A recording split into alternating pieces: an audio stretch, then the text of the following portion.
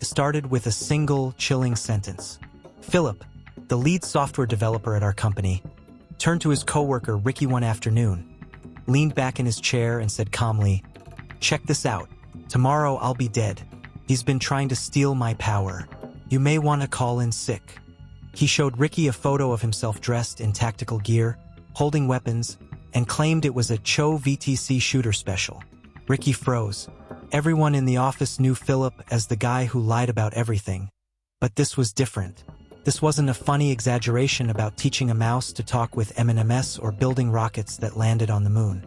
This was dark, disturbing, a real threat. Ricky didn't laugh. He excused himself, walked straight to the legal department, and reported it. Within hours, police officers walked into our office, handcuffed Philip, and escorted him out. And just like that, the man who had spent years spinning the most unbelievable stories suddenly looked more dangerous than any of us ever thought possible. But how did it come to this? To understand why the office went cold with fear that day, you have to know who Philip was, the compulsive liar who made our workplace feel like something out of a surreal comedy show. Philip wasn't just a storyteller. He was a man who lied as easily as breathing. Pale, pudgy, and in his late 30s, he wore dress shirts and ties like the rest of us. At first glance, he looked like a perfectly normal office guy. But once you started talking to him, the weirdness began almost instantly. He couldn't help himself. He would invent the wildest stories right in front of your face, delivering them with a completely straight expression. Some of his classics became running jokes in our IT department. He once claimed he taught a mouse in his kitchen to talk using M&Ms as a reward system. He swore his high school marching band got signed to a record deal. He said he could kick 90-yard field goals but was passed over by the NFL because he had 3 heart attacks. One afternoon, he announced he was the sole survivor of 2 different plane crashes. Another time, he bragged about stealing a fire truck to put out his neighbor's bonfire and said the fire department offered him a job because he parallel parked it so well. The lies just kept coming. He hacked Microsoft to fix their source code. He got disqualified from the X Games for fighting another competitor. He gave his high school principal a wrestling move off the graduation stage. He practiced falconry with bald eagles. And he insisted that MySpace had stolen its entire idea from one of his notebooks. At first, the stories were amusing. The IT guys would sometimes even egg him on, throwing out random subjects just to see what he'd invent next. It became part of office life. Strange, but routine. Most of us knew never to challenge him directly. The unspoken rule was, let Philip talk, don't call him out. Nobody wanted the drama of a daily argument, and deep down, I think some of us even felt sorry for him. But underneath the jokes, there was always an uneasy question. Did Philip know he was lying? Or did he believe the things he said? I worked closely with him as the infrastructure manager, and I made it a point never to humiliate him, never to corner him. Whenever new hires joined, I even pulled them aside to explain the rules. Don't call Philip out. Just let him talk. For 3 years, it worked. Our department functioned, the lies rolled on, and nobody got hurt. At least, not until that day when Philip's stories took a terrifying turn. He had been showing coworkers strange photos of himself in combat gear, bragging about his weapons. Then he made that comment about being dead tomorrow, about someone stealing his power, about coworkers needing to call in sick. That was the moment the game ended. Ricky wasn't about to laugh this one off. He went straight to legal, and the next thing we knew, Philip was being led out of the building in handcuffs. The police gave us no details about what would happen next. They only pulled me aside and said, "Lock your doors. Keep your curtains closed. Be careful." That night, I cleaned out my garage so we could park our cars inside, limiting the time we'd spend outside in the open. My girlfriend and I lived in quiet fear for months. I was especially vulnerable on Fridays, when I had to be at the office early, long before anyone else arrived. Walking alone across that empty parking lot, I thought about how easily someone could be waiting in the shadows. Every drive to work, I told myself, this could be it. This could be my last day on Earth. Philip was gone, but his presence haunted us. We didn't know if he would come back or what he was capable of. For years, his lies had been a strange form of entertainment. Now, they felt like a warning sign we'd all ignored for too long. And the scariest part? Nobody knew where the lies ended and the truth began. For weeks after Philip's arrest, the office was frozen in a strange silence. The man who used to dominate every conversation with wild lies was gone. But in his absence, something heavier lingered: fear. We didn't know what the police found on him, or how long he'd be held. There were no official updates, no reassurance. All we had were whispers and half-truths, and the warning from the officers that played over in my head every night. Lock your doors. Keep your curtains closed. At first, I thought it would pass. That Philip was just a troubled man who had taken his stories too far. But every morning, when I pulled into that empty parking lot before dawn, the fear hit me again.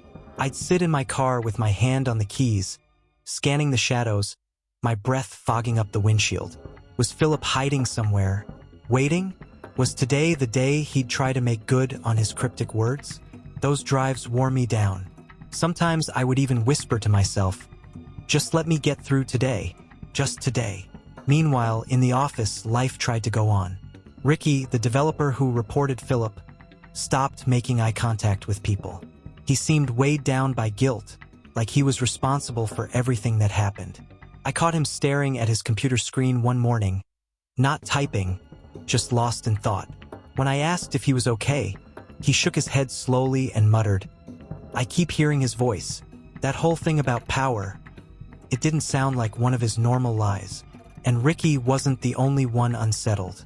Other coworkers admitted they were afraid to walk to their cars alone. Some avoided mentioning Philip's name entirely, as if speaking it would summon him back. But the strangest moment came weeks later, when one of the company owners pulled me aside.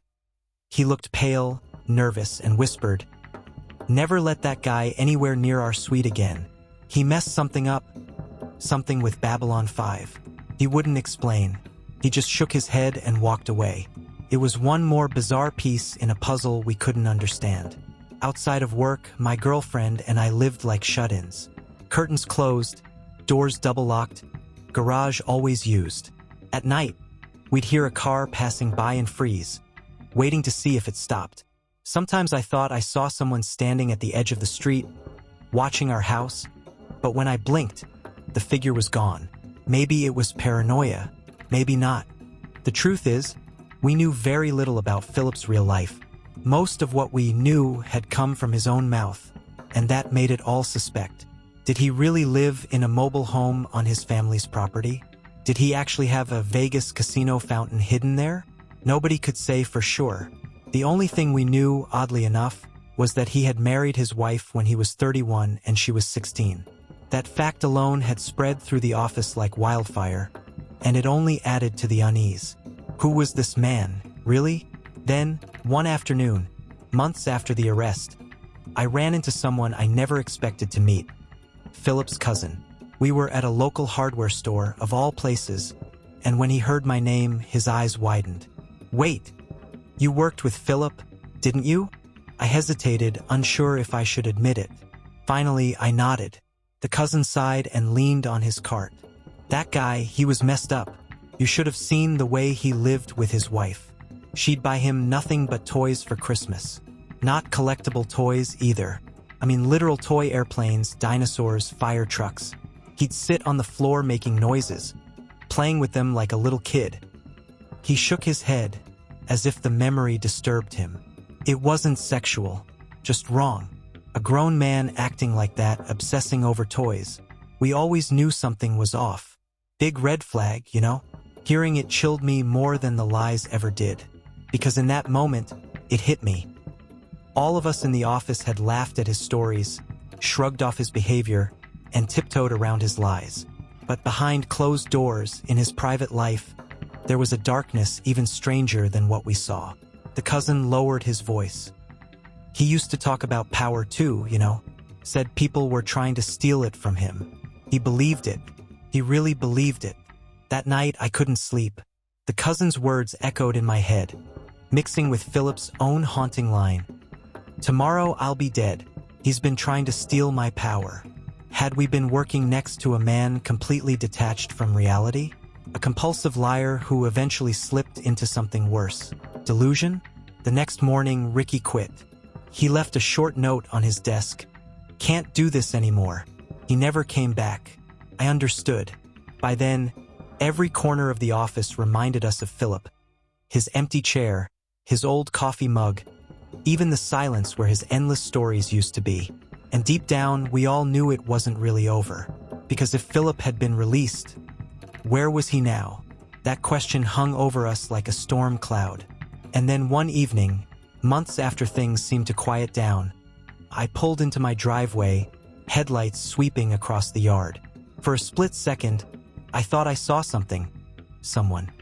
Standing by the edge of the trees near my house, pale face watching. By the time I looked again, it was gone. But the fear returned, stronger than ever, because I couldn't shake the thought. What if Philip had found me again?